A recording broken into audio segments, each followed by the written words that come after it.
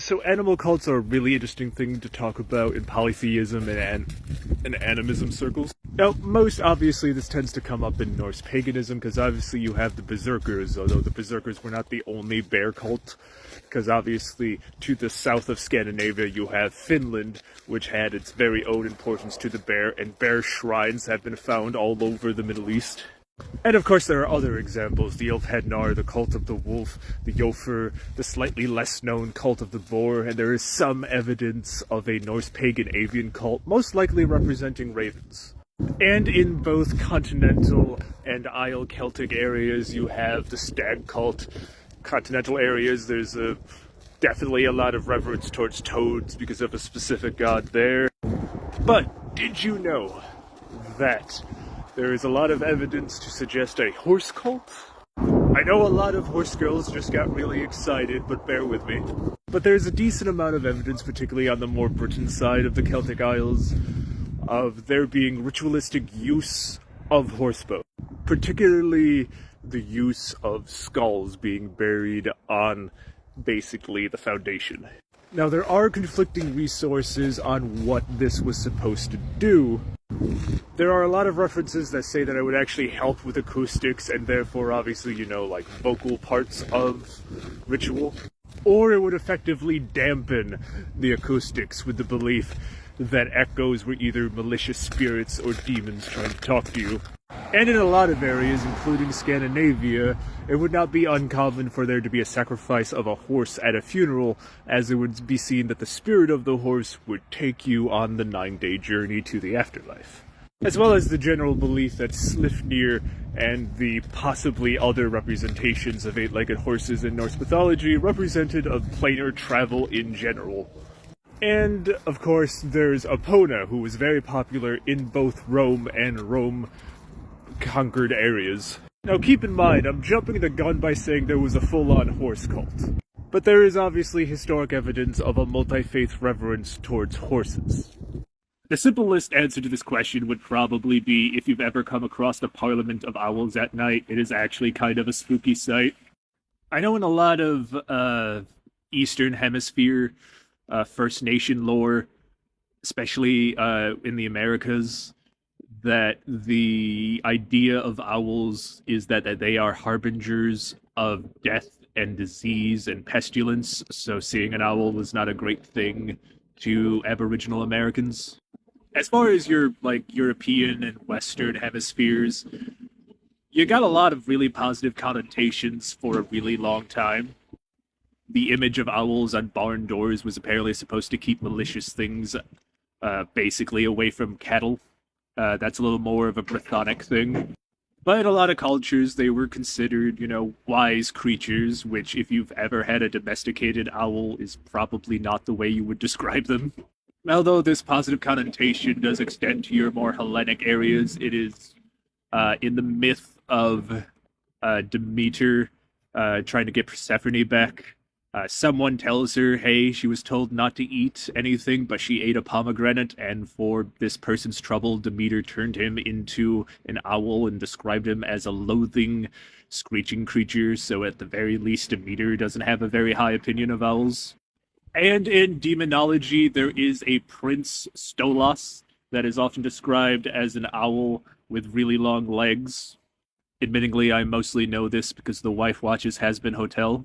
Most of the, Western Hemisphere, European, and so forth demonization of owls comes from their apparent associations with either being witches or being familiars of witches.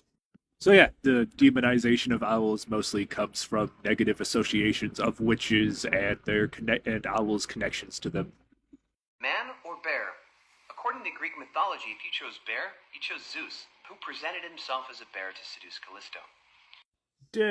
Demonstrably false. Zeus was never the bear in that myth, and while there are, different versions of the myth, in absolutely none of them, he's the bear. Now, Zeus has been a variety of animals. But never the bear.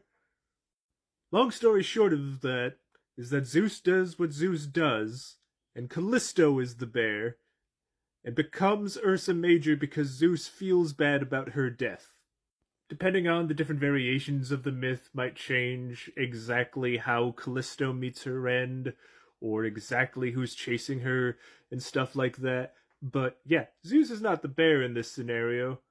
And even then, like, if you're gonna make a point like this, at least be correct.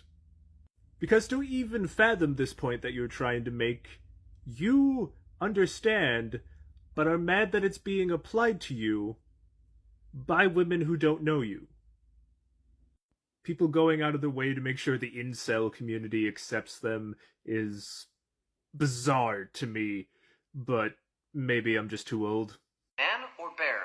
According to Greek mythology, if you chose bear, you chose Zeus. So I already did a video saying why that dude was wrong when referring to the myth of Callisto in that Zeus is the bear, when Zeus has never been the bear.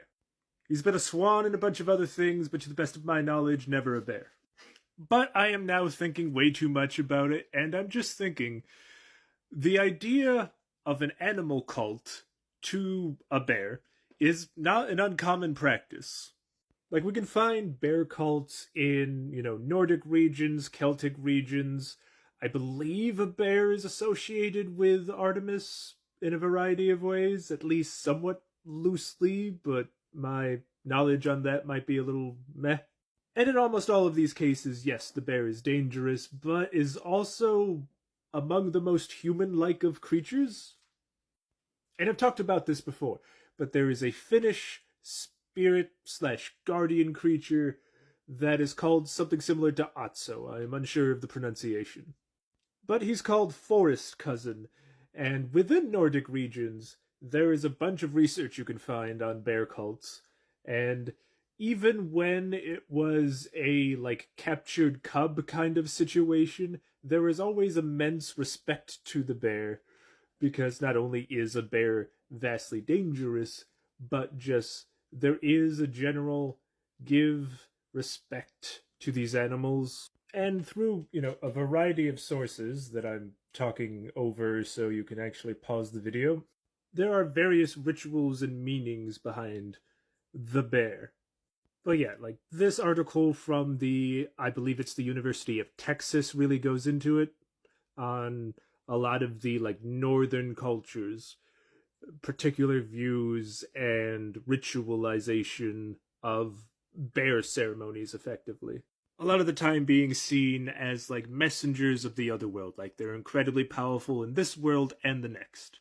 So yeah, if you think about it from, a religious or mythological perspective, we've been choosing the bear for a very long time. You chose bear, you chose Zeus. So I already did a video saying why that dude was wrong.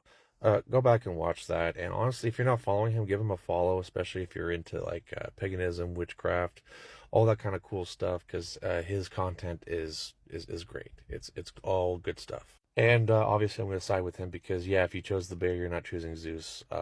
There's no myth that I'm aware of where Zeus turns into a bear. Bear association's always been with Artemis in Greek mythology. I'm actually really excited that my friend brought this up because this is something I've been wanting to kind of cover for a while now. I just didn't know how to approach it. So thanks, man. So I'm just going to add to this by giving the Gaulish, which are the continental Celts' perspective on bear veneration. So yes, the Celts did have bear gods and goddesses. There was Artonos, I believe, in the UK. I'm kind of going off the top of my head, so bear with me. There was the Aedui tribe who had Artios or Artiaus. I'm not exactly sure how it's pronounced, but their rivals, the Helvetii, who were settled in the Swiss plateau, had Artio.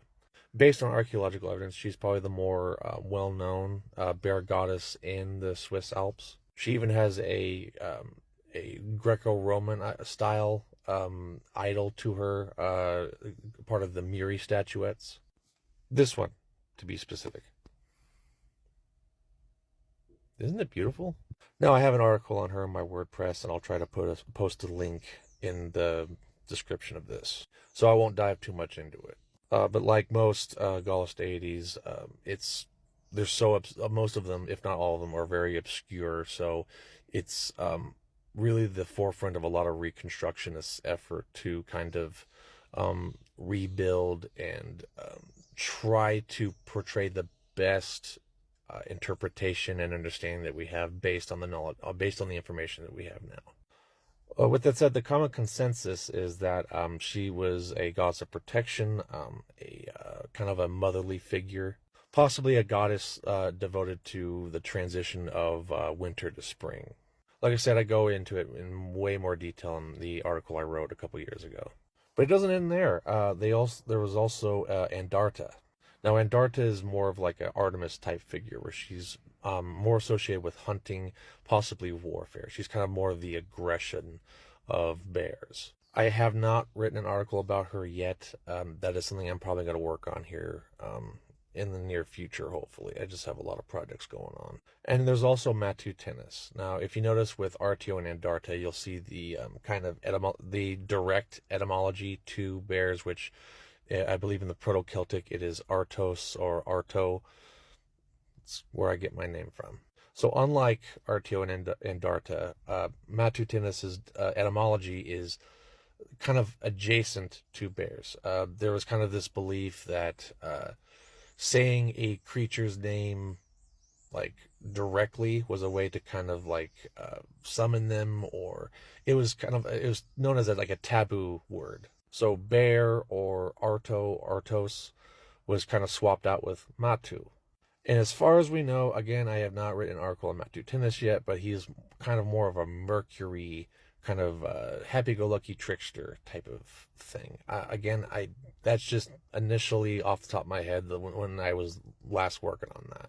It kind of ties in more with what my friend here was saying about the kind of more supernatural aspects of bears, rather than Artio and Andarta, which are more of like bear-like qualities in the natural world. But yeah, one of these days I'll sit my fat ass down and get these written out. But yeah, really just wanted to add on to what my friend was saying, and not to belittle the whole conversation in general, but I've kind of been Team Bear for a little while now. So yeah. Have a good day, everybody. So I forget where, but I recently saw a comment in that people believe that Fenrir and Garmir are the same figure. Now, I'm not saying that one is either right or wrong. This is just my opinion on it, based on what we have, because I personally do not believe that there is enough evidence to suggest that they are the same being. And mostly to me, that's because they serve two different literary archetypes within the mythos, despite being the generic archetype of the wolf or the dog. Fenris is an embodiment of very natural versions of chaos and destruction. Meanwhile, Garm kind of serves a Cerberus position in our mythology. It is the blood-stained guardian of the gates of the realm of hell, giving him a far more domesticated archetype as opposed to Fenris's bound monster.